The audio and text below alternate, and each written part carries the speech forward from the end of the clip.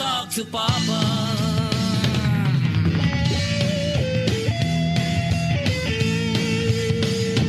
Good morning po. Good morning. Anong pangalan mo, Binibini? Erich May po. Erich May. Taro. Kabog.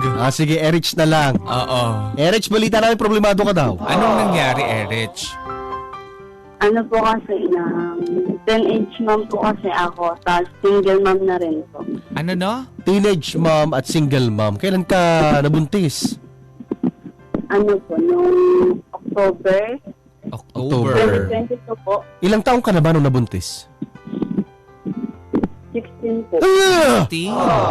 16! Oo. Ay, naku. Ano nangyari? Nakatulog ka?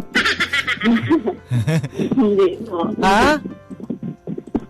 Ano rin po kasi yung komplikado po sa family. O bakit? Anong problema? Kasi po broken family po kasi ako. Broken family. O ano kinalaman ng broken family na nabuntis ka? Hindi po kasi wala rin po kasi yung kasama sa bahay. O kaya nagpabuntis ka, walang kasama. Para may kasama. Kaloka, Erich May, ha? Oo, sinisi talaga sa broken family. Oo. Nagkaroon po kasi ako ng yung pagkaano po sa magulang. Attitude. Di ba po kasi dun, Hello? yung nagkaroon po ako ng galit sa ko. Sa nanay mo. So, nagliyas ka ba? Ito yung time po na kailangan ko po sila, sa sa chismis po sila nakikinig. Napagchismisan ka? Opo. Kaya doon na po naglayo yung loob ko. Anong chinismis sa'yo? May lalaki. Yun po, yung sabi daw po, may lalaki daw po na, dalawang lalaki po na kasama ako sa bahay. Di ba totoo? Nabuntis ka nga? Hindi pa po nun. Hindi pa. Ginawa niya lang totoo. May mga ganun eh. Okay ha? Kala nyo ganun palatiin nyo sa akin. Hindi ka naniniwala sa akin Okay, sige. Kung ganun lang din naman pala, edi go. Ano? Nay, hindi yung dalawa. Break na kayo, tatlo na ngayon. So, sino yung nakabuntis sa'yo? Roderick. Taga doon po sa amin. Bahay. Bakit mo napili itong si Roderick? Pa? Bakit mo napili itong si Roderick? Cute po eh. Nanghila ka lang ng lalaki. Uy, buntisin mo ako, gano'n? Hoy! Ganun Hindi ba? po. Parang kaibigan ko lang po kasi. Yun, naging kaibigan ko noon. Tapos? Tapos, Naging kaibigan. parang time po kasi nung nag-iayas ng tanan. Sumama ka. Opo, dahil sobrang na rin po sa side ko. Sa bagay, medyo pag toxic talaga yung pamilya mo, ang tendency mo humanap ng ibang tao na pwedeng pumuno dun sa pagkukulang. Oo. At saka wala kang magawa sa bahay, mag-isa ka lang. Inaya ka, tara, sige. Ayun na. Siyempre, nagtanan. Anong gagawin natin dito? So, kumusta ang relasyon niyo ni Roderick nung nagtanan kayo? Naging maayos naman po. Sa Oriental po kami pumunta. Saan? Oriental po. Oriental Mindoro? Opo. Taga dun siya. Bali, may kuya po siya dun. Okay. Dun kanya dinala. Kumusta ang buhay sa Oriental Mindoro? Maayos naman po. So ayos na. Tultol naman pala yung nakuha mo lalaki. Pero tapos, balik po kasi kami dun sa Sablayan. sino nagpabalik? Tapos, doon na po nagka-komplikado. Ba't kayo pinabalik? Kasi may sakit po yung namin ng lalaki. Ilayo ka sa radyo. Dito na lang, sa cellphone mo na lang kayo pakinggan. Okay. So, may sakit ang nanay ni Roderick. Tapos? Yung sabi daw po, check na kami. Kaya yung pagkaan doon po kami tumuli sa kanila. Yung mga ilang buwan po, hindi na po kami nagkaayos ng pamilya ng lalaki. Bakit? Parang ayaw po nila sa akin. Sad. Siguro malakas ka kumain. Ha? Bakit ayaw sa'yo? Pero nung ginpush ko po na magtrabaho, Yung pagka isang buwan ko po sa trabaho, bumili po ako ng mga gamit namin Oo. para po makabukod. Yung pagbukod po namin, doon na po talaga naging complicated po yung relasyon namin. Oh. Ano nangyari? Bali, po, una po nun kasi, trabaho pa po kami magkasama. Tapos yung mga ilang buwan na po, sabi po na wala na kami nun. Sabi niya, nag-luwas po siya. Bago po kasi siya lumuwas, na naginip po ako tungkol sa problem. Ano Ano pa naginip? Taray, pa hanggang sa Iniwalay niya daw po ako sa sa chat. Okay. Ah. Yun ba yung nangyari? Opo. So, hiniwalay ka ni Roderick. Anong nangyari? Buntis na po kami, hiniwalay niya ako. Alam niya na buntis ka. Opo. Wow. Fulfill po kasi ng pamilya. Buntisin ka? Hindi po yung sabi, hindi daw po ako buntis. Iwan na daw po ako. Okay, so hindi ka talaga feel ng pamilya. O, iniwan ka ba ni Roderick? Opo. Ay. So paano yun? Buntis ka, iniwanan ka ng lalaki. Kaya nga po yung time na yun, parang gusto ko na pong magpakamatay sa stress. Oh. Anong sabi ni Roderick nung sinabi mo na buntis ka? Ayun po, sabi niya, sustentahan niyo na lang daw po. Yan ang sinasabi ko. Nasustentuhan naman. Hindi po. Paano ka Sariling yan? pera ko lang po yung ginamit ko. So, bahala ka na sa buhay mo. Nakipaghiwalay, sinunod yung mga magulang. Goodbye. Ganon. Opo. Nako. Tapos wala ding sustento. Opo. Wala. Nakapanganak ka na ba? Opo. Kamukha ba ni Roderick? Opo. Yan na. Oo. Nagkita naman yung mag-ama. Hindi po nandito po kami sa Maynila. Ilan taon na yung bata? 5 buwan po. Buwan. Kapapanganak pa lang. Sino kasama mo Sa dito? bahay lang po ako nanganak eh. Sino kasama mo sa Maynila? Kinuha po ko ng mama ko. Yan ang sinasabi ko sa iyo eh. Oo. Sa huli talaga, iba talaga ang pamilya. Oo. Doon ka rin babalik. Doon ka Oo, babagsak. magrebelde man tayo, magkaroon man tayo ng sama ng loob. Pagka nagkagipitan, sino tatakbuhan? Si mama. Yan. Si papa. Nako.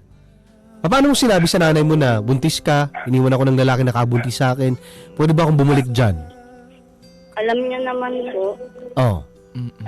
Kasi, yung time po na kinuha niya ako doon, kasi tumawag po ako sa kanya, iyak po ako ng iyak. Oh. Kaya sabi niya, kung ganyan na lang din iniwan ka, lumuwas ka na lang dito. Nagpaalam ka pa ba kay Roderick? Pa? Nagpaalam ka pa kay Roderick? Hindi po kasi nasa Makati po siya nung time na yun eh. So wala talagang pakialam sa'yo, no? Oh, nung nanganganak ka na, nailabas mo na yung bata, anong nararamdaman mo? Pa? Anong nararamdaman mo nung nakita mo na yung baby mo?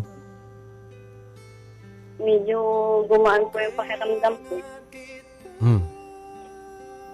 Kaya yun, inisip ko na lang na yung magiging anak ko. Oh. Kaya nagpatuloy na lang po ako kaysa naman po magabol sa kanya. Oo. Sa bagay, no? Mahirap kasi ipilit yung mga bagay-bagay sa mga tao nagtatakbo, nagtatakas. Di ba? O, anong plano mo na sa buhay? Gusto ko nga po sana mag-aral ulit. Oh. Kasi may baby ka po, na, may hirapan ka. Depende na Ayun lang, nga rin tutulungan po. ka ng mama mo. Nag-request po kasi kami sa school ng blended. So, hindi daw po pwede. Hindi, meron kuwan. Yung ALS. Oo. ALS. Kaya nga po, tinatapon po ako sa AL. Ayun, pwede yun. Kasi Yun na ngayon, lang. face-to-face na. Oo. Oo. Tsaka doon kasi hindi everyday yung pasok. Ino-offer talaga yon doon sa mga may edad na, tapos matagal na yung gap ng pag-aaral nila. O kaya may mga trabaho tapos gusto pa rin mag-aral. Ganun. So, mag-adjust tayo. At least ang importante ngayon, nakabalik ka sa pag-aaral. No? Opo. Okay. So, wala na bang iba nangyari? Wala naman. Pero ngayon po kasi nagkausap po kasi kami ng tatay ng bata. Ay! Ay, naku naman. Oh. Naku naman. Okay. Ano Ah, na pag-usapan? Sabi niya po, babawi naman daw po siya pag nakapagtapos. So, hintayin pa natin Tapos, siya. bumalik po kasi siya sa pag-aaral. Yung mga pangailangan ng bata, isang tabi muna natin ngayon. Kaya, ang hirap kasi pag parehas uhugin. Yun lang. Di ba? Nandyan na to. Di, intayin na lang. Anong sabi? Siyempre, alam din ng pamilya ng lalaki na may apo na sila. opo. Ano? Pero sabi ko po sa kanya kahit nagpakaama na lang siya. Kasi sabi niya noon, hindi niya po ipaparana sa anak niya yung broken family. Pero ganitong nangyari. No? Opo. Oo. Kaya nag-ingi po siya ng dispensa. Pero hindi mo pa rin pwede panghawakan. Oo eh. Babalik ako kapag nakapag-aral. Di ba? So, parang sabi niya, ikaw muna yung taya. Tapos hintayin muna ako. Bahala si Batman. Di ba? Tsaka alam mo yun, parang wala namang plano. Kasi kung sa totoo lang talaga na meron, pwede kanyang dalhin doon sa kanila kung mas okay naman talaga yung pamumuhay nila doon. Diba? Habang nag-aaral siya, you can support him naman, diba? Ang gusto niyo nga po kunin yung bata. Ay! Nako! Nako. Sabi niya kung papayag daw po sana yung mama ko, di makakapag-aral daw po. Yan ang sabi mo. Sabi ko, hindi. Sabi mo mukha mo. Di ba, anak ko lang to, hindi mo anak. Kaya nga, iniwan mo ako. Di ba? Siya, marami nakikinig sa atin. Anong gusto mong tanong sa ating mga bida-bida? Ano po, sabi niya po kasi kung babalik na daw po siya kung tatanggapin ka na. Ay! Iba! Pero na po. Parang kinikilig-kilig sa parating niya. Oo, parang ang ganda mo bigla. Pero ko lang naman ilang mga months kayo nagkahiwalay? Nung ano po, wala siya nung nanganak 2022 pa po. 2022. So mga buntis 1 ka year. na nun. Oo. Nako. Siya, sige. Balikan ka namin, ha? Opo. Ay, nako. Ang hirap talaga. Pagbibigyan pa ba? Napapasukin ulit. Alam mo yun, yung wala ka nung mga panahon na kailangan kita. Kailangan ko ng katuwang kasi buntis ako. Gusto ko nang may kasama sa center. Ganyan, charot. At saka, hello, ang hirap kaya ang mga bata laging gising tuwing gabi. Totoo. Di ba? Yung mapupuyat kayo dahil sa iyak ng iyak. True. Gusto maglaro. Walang kasama. Baka mahulog. Yes. Wala. Baka pwede pa naman makabawi. Pwede din naman. Oo. May mga pangarap sila sa buhay. True. Siyempre, gusto nilang matulungan din ng isa't isa. Kaso, huli na ba para kay Roderick? Nako, nalilito ang ating bida. Tulungan po natin si Erich. Anong sabi dyan, pare Koy? Ang sabi dito ni Roderick. Si Roderick? Roderick yung pangalan.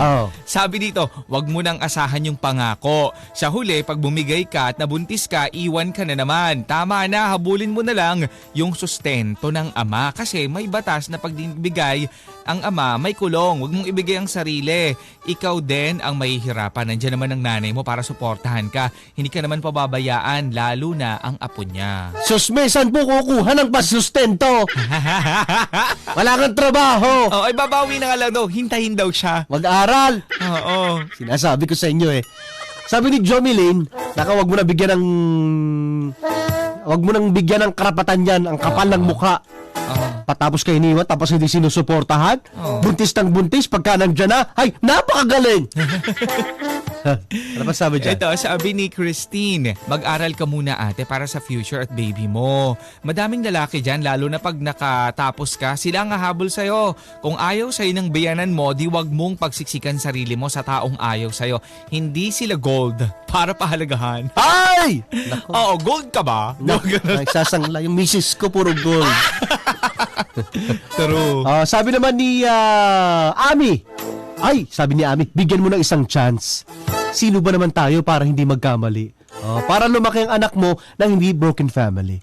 Baka magbago pa kasi may anak na kayo. Huwag mo na lang muna sundan. Hindi nakakasigurado. Na hindi susundan? Oo. Sabi ni Lainey, sabi niya, good morning Papa Marky, Papa Ace. Ang masasabi ko lang sa bida natin ngayon, huwag ipagpilitan yung sarili niya sa biyanan niya. Makakahanap siya ng isang biyanan na handa siyang tanggapin. Ay, kung minsan talaga yung mga biyanan na yan kontrabida. Sa gabal, sa kaligayahan. Kaya nga, pag nag-asawa po kayo, kukonsideran nyo kung maayos yung biyanan o hindi. Kaya naman, doon sa ulila. Ulila mo piliin nyo. Wala nang biyanan. Isa lang mo problemahin nyo. Sabi ni Brent, ako, dagdagan mo na lang yung anak mo. Magpauto ka uli. Ganun. Pero kidding aside, sabi niya, better kung itutuloy mo yung pag-aaral. Para na rin sa kinabukasan ninyong mag-ina. Sabi ni Judith, good morning Papa Marky, Papa. Isang masasabi ko lang po sa caller natin ngayon. Diyos ko, wag mo nang tanggapin yan. Isipin mo noong kailangan mo siya. Wala naman siya sa tabi mo. Saka yung anak mo, wag mong ibigay sa kanya. Ang kapal mo ng mukha niya. Binuntis ka niya. Hindi naman pala niya kayang pangatawanan. Mag-aral ka na lang ulit. Total, nandyan din naman ang mama mo para sa tulungan ka. Maalagaan yung anak mo. Mag-ALS ka. Push, sabi. Si Cheryl, kung ako sa iyo ate, bibigyan ko ng pagkakataon yung ama. Kasi hindi naman pwede ipagkait sa bata ang pagiging magulang. Ay, pwede naman. Siyempre, not B. Hindi magiging syunga for today's video, sabi ni Jennifer. Ay, nako. Pero ikaw, pare Koy. Ako? Ako hindi na. Hindi na. Baka hindi na. Baka hindi na muna. Hindi na muna. Depende sa gagawin niya. Magpapakipot ka muna. Oo. Ano ba? Hindi. Depende sa gagawin niya. Kasi nawalan ako ng tiwala sa kanya in a way. Kasi nung time na alam naman niya na buntis ako, ba't mo ko iniwan? 'Di ba? Pwede mapatawad kita pero parang feeling ko matagal. Oo. Kung tatanggapin kita, matagal 'yon. Ako minimenos ko talaga. Kasi yung edad nila. Di ba? May mga gatas pa to sa labi. Baby pa Tapos ko yung problemado kung saan huhugot ang pampagatas ng bata. Di ba? So, di ba yung immaturity, pag ayaw, pag gusto, hindi po ganoon ang buhay. Lalo na po yung buhay may relasyon. Lalo pa yung may anak ka. Oo. Nako, mas siguro mas maganda muna talaga na unahin nila yung mga habang may sumusuporta pa sa kanilang magulang. Wag magpabuntis muna ulit, please. Okay lang niya pag hindi nabubuntis. Alam mo, ang hirap nga naman na hindi makipagbalikan. Kasi si Roderick ang una sa lahat. Yes. Tsaka may anak sila. Kung magiging okay naman, basta i-earn niya muna lahat. Hindi basta-basta na makikipagbalikan. Ang problema lang talaga dito yung biyanan. Tsaka ito din, si Erich May, baka isang kuhit lang. Buti nandun yung pamilya na handang umalalay. Yung pamilya na pinagrebeldehan mo, akala mo walang pakialam sa'yo. Yung pala, yung mga akala mo, susuporta, wala. Doon lang sa saya kasama. Naghahanap ka ng pamilya kasi sira pamilya mo. Ano nahanap mo? Nako. Diba? Sira ka din. At least nasira. At least paano nakita niya kung sino talaga yung mga totoo. Yes. Kung sinong aalalay sa kanya, kung sinong tutulong sa kanya. Alright, balik po natin ating bida. Hello, Erich May? Hello po. Una, Erich May, ano yung natutunan mo dito sa kwento na ito? Ano po na... Hindi po ibig sabihin na... Layo ka ng konti sa radyo. Layo ka ng konti. Hindi po yung ibig sabihin na gusto mo ay gugustuhin mo. Ha? Wait lang. Ulitin mo yon. Ulitin mo. Okay. Ulit. Isa pa. Ano ulit? Hindi po lahat ng gusto mo ay dapat gugustuhin mo. Wag lang sugod ng sugod, ganon. Opo. At least, diba? May natutunan tayo, no? Okay. So, anong plano muna sa buhay? Mag-iingat. Mag-aaral po muna ako. Oo, importante yun. Sino gusto mo? Graduating na din naman po ako. Sayang. Ng ano? Grade 12. Kasi TBL po kasi yung kinuha ko. TBL? Ano yun? Opo. TBL. Tomboy, bakla, lalaki. Ano TBL? ICT po. Kasi siguro yung mga senior high. Parang nag-separate sila sa specific na gusto nila. Ready na kasi nila para sa course nila na kukunin. Na gusto mo maging IT, ganon. Opo. Kon yun. Hacker. Hacker pala.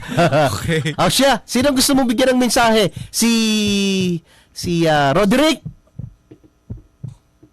Opo. Anong gusto mong sabihin kay Roderick? Sabihin lang sa kanya na wag niya nang isipin bumalik, magsustento na lang siya. Kasi hanggang ngayon wala pa rin siyang sustento eh. Sabag, ang hirap naman nga bumalik. May sustento, wala. Roderick yan. Niloloko mo ba ako, Roderick? Tsaka ano po, tapos muna siya para sa magulang niya. Pero, kidding aside, isang tanong, isang sagot. May lugar pa ba si Roderick sa puso mo? Ay! Basta, at least kahit pa paano, alam mo kung ano yung importante ngayon. No? Opo. Okay. Basta may pagkakataon, kung gustong bumalik ni Roderick, abay gawin niya yung paraan. Hindi yung basta gusto lang niya, no? Kasi pag bumalik uli yan, malamang buntis ka na naman. Kaya nga po eh. Okay? Sige, thank you po. Talk to Papa.